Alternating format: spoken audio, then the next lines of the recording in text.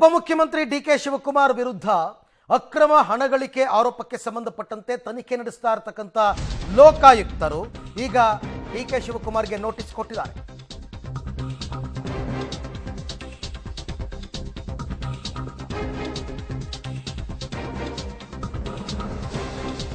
ಡಿಕೆಶಿ ವಿರುದ್ಧ ಅಕ್ರಮ ಹಣ ಗಳಿಕೆ ಪ್ರಕರಣ ಡಿಕೆ ಶಿವಕುಮಾರ್ಗೆ ಲೋಕಾಯುಕ್ತದವರು ನೋಟಿಸ್ ಅನ್ನು ಕೊಟ್ಟಿದ್ದಾರೆ.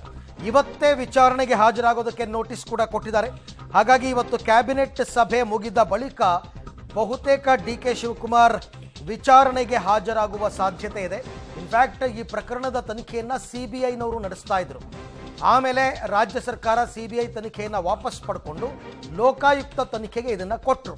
ಲೋಕಾಯುಕ್ತದವರು ಈಗ ತನಿಖೆಯನ್ನು ನಡೆಸುವ ಒಂದು ಭಾಗವಾಗಿ ಡಿಕೆ ಶಿವಕುಮಾರ್ಗೆ ನೋಟಿಸನ್ನು ಕೊಟ್ಟಿದ್ದಾರೆ. ವಿಚಾರಣೆಗೆ ಹಾಜರಾಗಬೇಕಿದೆ.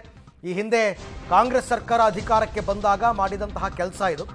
ಸಿಬಿಐನವರು ವಿಚಾರಣೆ ನಡೆಸ್ತಾ ಇದ್ದದನ್ನು ಸಿಬಿಐ ತನಿಖೆಯನ್ನೇ ವಾಪಸ್ ಪಡ್ಕೊಂಡ ನಂತರ ನಮ್ಮದೇ ತನಿಖಾ ಸಂಸ್ಥೆ ಇದೆ ಅಂತಂದ್ಬಿಟ್ಟು ಲೋಕಾಯುಕ್ತಕ್ಕೆ ವರ್ಗಾವಣೆ ಮಾಡಿದ್ರು. ಲೋಕಾಯುಕ್ತಕ್ಕೆ ವರ್ಗಾವಣೆ ಮಾಡಿದ ಬಳಿಕ ಲೋಕಾಯುಕ್ತದವರು ತನಿಖೆಯನ್ನು ನಡೆಸಿ ಈಗ ಡಿಕೆ ಶಿವಕುಮಾರ್ಗೆ ನೋಟಿಸ್ ಅನ್ನು ಕೊಟ್ಟಿದ್ದಾರೆ. ಹಾಗಾಗಿ ಆ ವಿರೋಧ ಪಕ್ಷದವರೆಲ್ಲ ಅವಾಗಿಂದನೂ ಆರೋಪ ಮಾಡ್ತಾ ಇದ್ದದ್ದು ಸಿಬಿಐ ತನಿಖೆಯನ್ನು ತೆಗೆದಿದ್ದೇ ಇವ್ರನ್ನ ಬಚಾವ್ ಮಾಡೋದಕ್ಕೆ ಅಂತ. ಈಗ ಇನ್ನಷ್ಟು ಇದು ವಿರೋಧ ಪಕ್ಷದ ಬಾಯಿಗೆ ಆಹಾರ ಆಗ್ತಕ್ಕಂಥದ್ದು ಸತ್ಯ. ಈ ಬಗ್ಗೆ ಮತ್ತಷ್ಟು ಮಾಹಿತಿ ನನ್ನ ಕೊಲೀಗ್ ಮುರಳೀಧರ್ ಅವರಿಂದ ಪಡೆಯೋಣ. ಮುರಳಿ, ಸಿಬಿಐ ನಡೆಸ್ತಾ ಇದ್ದ ತನಿಖೆಯನ್ನು ಹಿಂಪಡೆದು ಲೋಕಾಯುಕ್ತಕ್ಕೆ ಕೊಟ್ಟ ಪ್ರಕರಣದಲ್ಲಿ ನೋಟಿಸ್ ಸರ್ವಾಗಿರೋದಾ? ನೋಟಿಸನ್ನು ತುರ್ತಾಗಿ ಕೊಟ್ಟಿದ್ದಾರಾ? ಈ ಹಿಂದೆನೇ ಆಗಿತ್ತಾ? ಇವತ್ತು ವಿಚಾರಣೆಗೆ ಡಿಕೆ ಶಿವಕುಮಾರ್ ಹಾಜರಾಗ್ತಾರಾ? ಹೇಗೆ?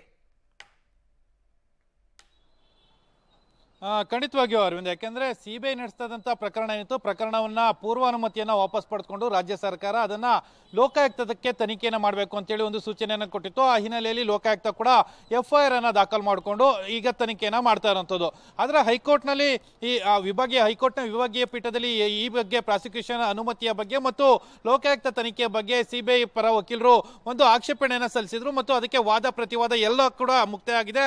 ಆರ್ಡರ್ನ ರಿಸರ್ವ್ ಅನ್ನ ಮಾಡ್ಕೊಂಡಿದ್ದಾರೆ. ಆದ್ರೆ ಲೋಕಾಯುಕ್ತ ಪೊಲೀಸರು ಈಗ ತನಿಖೆಯನ್ನ ಚುರುಕನಗೊಳಿಸಿ ಈಗ ಡಿಕೆ ಶಿವಕುಮಾರ್ ಅವರಿಗೆ ನೋಟಿಸ್ ಅನ್ನ ಕೊಟ್ಟಿರುವಂತದ್ದು. ಅಕ್ರಮ ಆಸ್ತಿ ಗಳಿಕೆ ಪ್ರಕರಣಕ್ಕೆ ಸಂಬಂಧಪಟ್ಟಂತೆ ಫ್ರೆಶ್ ಆಗಿ ಈಗ ತನಿಖೆಯನ್ನ ಪ್ರಾರಂಭ ಮಾಡಿದ್ದಾರೆ. ಅಂದ್ರೆ ಅವರ ಬಳಿಯಲ್ಲಿ ಇದ್ದಂತ ದಾಖಲಾತಿಗಳೇನಿತ್ತು ಆ ದಾಖಲಾತಿಗಳನ್ನ ಲೋಕಾಯುಕ್ತ ಪೊಲೀಸರ ಮುಂದೆ ಹಾಜರುಪಡಿಸಬೇಕು ಅಂತ ಈ ಹಿಂದೆ ನೋಟಿಸ್ ಅನ್ನ ಕೊಟ್ಟಿದ್ರು.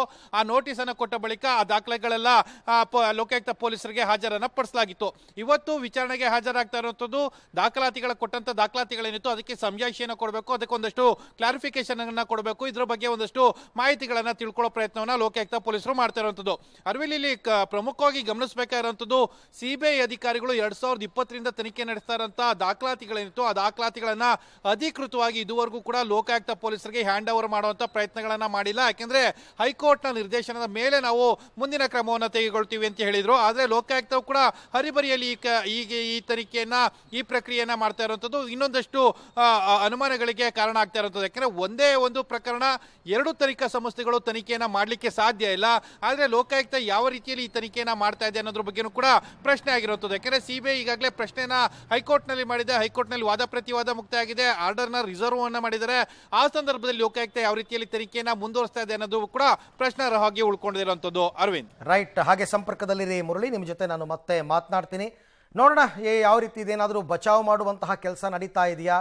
ವಿರೋಧ ಪಕ್ಷದವರು ಮಾಡ್ತಾ ಇರೋ ಆರೋಪದ ಪ್ರಕಾರ ಮುಂದೇನಾಗುತ್ತೆ ಅಂತ.